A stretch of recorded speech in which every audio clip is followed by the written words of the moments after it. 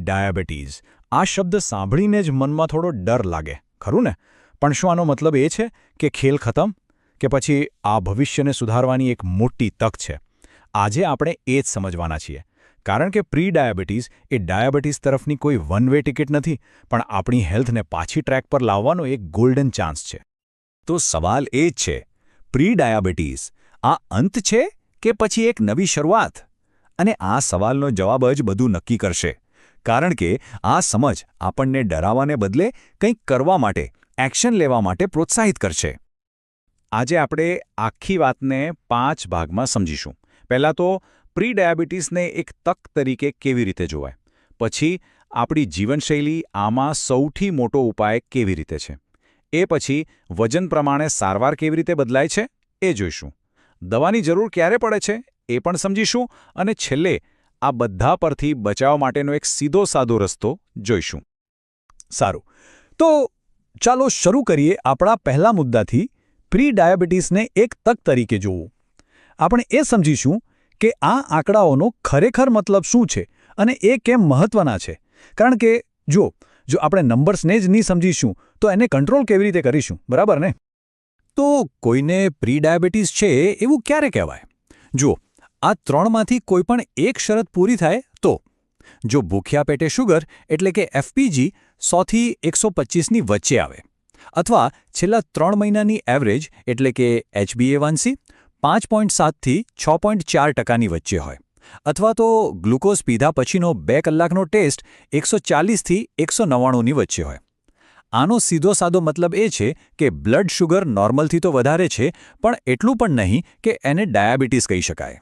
એમ સમજો કે આ એક યલો સિગ્નલ છે. પણ આ યલો સિગ્નલને ગંભીરતાથી કેમ લેવું? કારણ કે આ સ્ટેજ પર દર વર્ષે ડાયાબિટીસ થવાનું જોખમ 5થી 10% જેટલું વધી જાય છે. આ આંકડો બૂમ પાડીને કહે છે કે હવે જાગો, આ રાહ જોવાનો નહીં પણ કામે લાગવાનો સમય છે. તો સવાલ એ છે કે આપણે કરી શું શકીએ? જવાબ છે આપણી જીવનશૈલી. આ જ છે આપણો પહેલો અને સૌથી શક્તિશાળી ઉપાય. અને એક વાત સ્પષ્ટ કરી દઉં, આ કોઈ ઓપ્શન નથી, આ તો સારવારનો પાયો છે, જે બધા માટે ફરજિયાત છે. અને આ કેટલું શક્તિશાળી છે એ જાણવું છે? આ આંકડો જુઓ, લગભગ 58%. હા, તમે સાચું સાંભળ્યું. સ્ટડીઝ બતાવે છે કે ખાલી જીવનશૈલી સુધારવાથી જ ડાયાબિટીસ થવાનું જોખમ 58% જેટલું ઘટાડી શકાય છે. આ તો ઘણી દવાઓ કરતાં પણ વધારે અસરકારક છે. આ સાબિત કરે છે કે આપણી તંદુરસ્તીની ચાવી મોટા ભાગે આપણા પોતાના જ હાથમાં છે. તો જીવનશૈલીમાં ફેરફાર એટલે શું? ચાલો સૌથી પહેલાં વાત કરીએ ખાવા પીવાની. મુખ્ય 4 બાબતો પર ધ્યાન આપવાનું છે. પહેલું, કેલરી ઓછી કરવી. બીજું, મેંદો, ખાંડ જેવી વસ્તુઓ એટલે કે રિફાઇન્ડ કાર્બ્સ ઘટાડવા. ત્રીજું, ફાઇબર અને પ્રોટીનવાળો ખોરાક વધારવો. અને ચોથું, જો શક્ય હોય તો મેડિટેરેનિયન કે ડેશ જેવી ડાયટ અપનાવવી. ખાવાની વાત તો થઈ, હવે વાત કરીએ કસરતની. આ પણ એટલી જ જરૂરી છે. આપણા માટે 2 ટાર્ગેટ છે. પહેલો, દર અઠવાડિયે ઓછામાં ઓછી 150 મિનિટની મીડિયમ કસરત, જેમ કે ફાસ્ટ ચાલવું, સાયકલ ચલાવવી કે તરવું. અને બીજો ટાર્ગેટ, અઠવાડિયામાં 2 થી 3 વાર વજન ઉપાડવાની, એટલે કે રેઝિસ્ટન્સ ટ્રેનિંગ. આ બંનેનું કોમ્બિનેશન છે ને, એ ઇન્સ્યુલિનને વધુ સારી રીતે કામ કરાવવામાં બેસ્ટ છે. ઓકે, તો લાઇફસ્ટાઇલના ફેરફાર તો શરૂ કરી દીધા, પણ હવે આગળ શું? અહીંથી રસ્તો નક્કી કરવામાં એક ખૂબ જ અગત્યની વસ્તુ છે, આપણો BMI એટલે કે બોડી માસ ઇન્ડેક્સ. આ BMI જ નક્કી કરશે કે સારવાર કેટલી આક્રમક હોવી જોઈએ. તો અહીં સૌથી મોટો સવાલ એ જ છે કે શું આપણો BMI 23થી વધારે છે?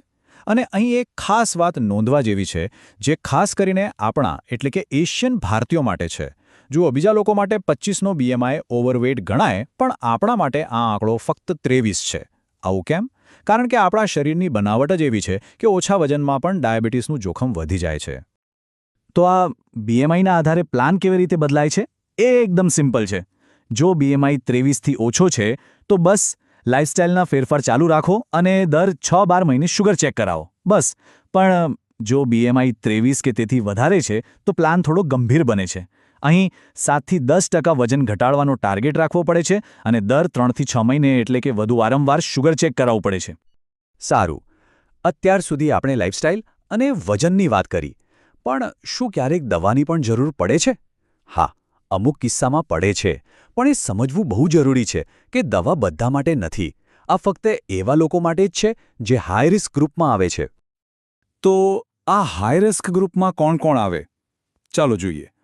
જો ઉંમર 25થી 59 વર્ષની વચ્ચે હોય, BMI ખૂબ જ વધારે એટલે કે 35થી પણ વધુ હોય, ભૂખ્યા પેટની શુગર 110થી ઉપર જતી હોય અથવા HbA1c 6%થી વધારે હોય, અને હા, જે મહિલાઓને પ્રેગ્નન્સીમાં ડાયાબિટીસ થયો હોય એ પણ આમાં ગણાય છે. આ એવા લોકો છે જેમના માટે કદાચ ખાલી લાઇફસ્ટાઇલ બદલવી પૂરતી ન હોય. આવા હાઈ રિસ્ક કેસમાં ડોક્ટર સામાન્ય રીતે મેટફોર્મિન નામની દવાનો વિચાર કરે છે. આ દવા કોના માટે સૌથી સારો વિકલ્પ છે? ખાસ કરીને યુવાન લોકો માટે જેઓનું વજન ખૂબ વધારે છે અને એ મહિલાઓ માટે જેમને પહેલા પ્રેગ્નન્સીમાં ડાયાબિટીસ થઈ ચૂક્યો છે. આ દવા લીવરમાંથી બનતી વધારાની ખાંડને ઓછી કરે છે અને શરીરને ઇન્સ્યુલિનનો વધુ સારી રીતે ઉપયોગ કરવામાં મદદ કરે છે. ચાલો, તો અત્યાર સુધી આપણે જે કંઈ પણ સમજ્યા એ બધાને ભેગું કરીને એક simple step by step plan બનાવીએ. એકદમ ક્લિયર રસ્તો, જેથી કોઈ કન્ફ્યુઝન જ ના રહે. તો આખો પ્લાન આ 5 સીધા સાધા સ્ટેપ્સમાં છે. સ્ટેપ 1, લાઇફસ્ટાઇલમાં ફેરફાર. આ તો બધા માટે છે, કોઈ બાકાત નહીં. સ્ટેપ 2, BMI ચેક કરો અને જોખમ નક્કી કરો. સ્ટેપ 3, જો BMI વધારે હોય તો વજન ઘટાડવાનો ટાર્ગેટ બનાવો. સ્ટેપ 4, દવા એ ફક્ત અને ફક્ત હાઈ રિસ્કવાળા લોકો માટે, અને એ પણ ડૉક્ટરની સલાહથી. અને છેલ્લું, સ્ટેપ 5, રેગ્યુલર મોનિટરિંગ, સતત ધ્યાન રાખતા રહેવું. જુઓ કેટલો સિમ્પલ અને અસરકારક પ્લાન છે. અને અંતે આપણે બસ આ એક વાત યાદ રાખવાની છે. પ્રી ડાયાબિટીસ એ ડાયાબિટીસના વેઇટિંગ રૂમમાં બેસવા જેવું નથી. બિલકુલ નહીં. એ તો ડાયાબિટીસને ના કહેવાની એક જબરદસ્ત તક છે. આ એક એલાર્મ છે જે આપણને સમયસર જગાડી રહ્યું છે કે હજુ પણ સમય છે, હેલ્થની કમાન પોતાના હાથમાં લઈ લો. અને જો આપણે આ તકને પકડી લઈએ તો ડાયાબિટીસને આવતો રોકી શકાય છે.